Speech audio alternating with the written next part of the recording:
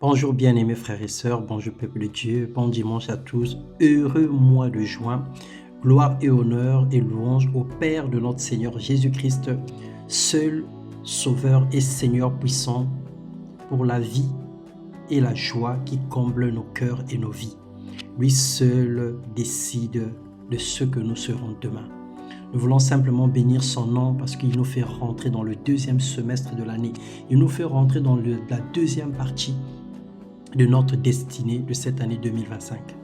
Bienvenue dans ce partage. Nous parlons ce matin de rester dans le couloir de son appel.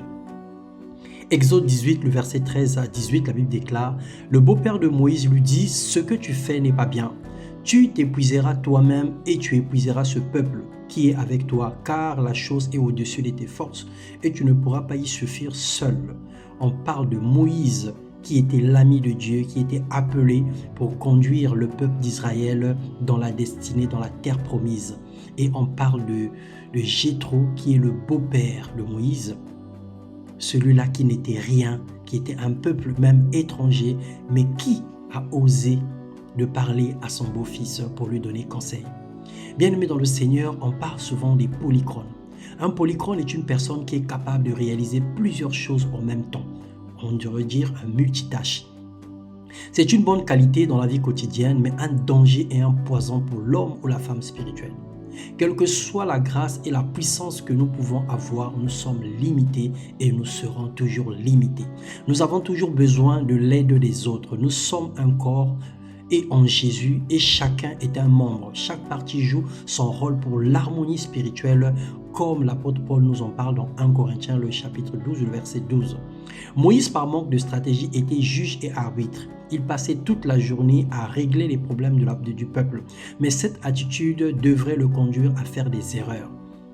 Les apôtres également se surchargeaient jusqu'à ce que le Saint-Esprit les interpelle.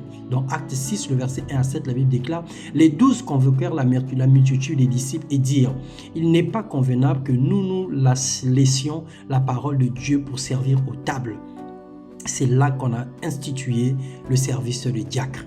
La vigilance de nos mentors, de nos pasteurs, de nos pères dans la foi, de nos aînés, nous aide à s'orienter, de nos époux, de nos épouses aussi, et même de nos enfants.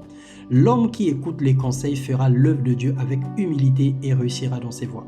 Serviteur, servante de Dieu, ne fais pas tout à la fois. Localise les talents et utilise la grâce des autres. Demande conseil, demande de l'aide. Inspire-toi des personnes qui ont réussi autour de toi et qui ont réussi avant toi. Accroche-toi à ce genre de témoignage, accroche-toi à ce modèle et reproduis ou duplique la vision. Dieu a donné à chacun une portion de grâce et c'est pour l'utilité commune. Par égard, reste là où Dieu t'appelle. Dieu t'a appelé à l'évangélisation. Persévère dans l'évangélisation, perfection dans l'évangélisation. Dieu t'a appelé à l'intercession, persévère à l'intercession jusqu'à ce que l'ordre de mission change dans ta vie. Alors ce matin, nous voulons dire que nous avons besoin des uns des autres. Nous voulons être focus là où Dieu nous appelle. Nous ne pouvons pas tout faire, nous ne pouvons pas tout gérer. Nous ne pouvons pas être à la fois président, général et tout à la fois. Nous ne pouvons pas être pasteur, financier et ancien diacre tout à la fois, non. Le Seigneur nous appelle à une certaine mission, alors restons focus.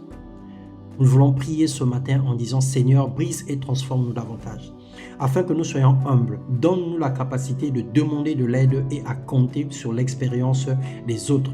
À ne pas forcer les choses, que le Saint-Esprit fasse par lui-même au-dedans de nous dans le nom puissant de Jésus-Christ. Nous voulons rester dans le couloir de notre appel.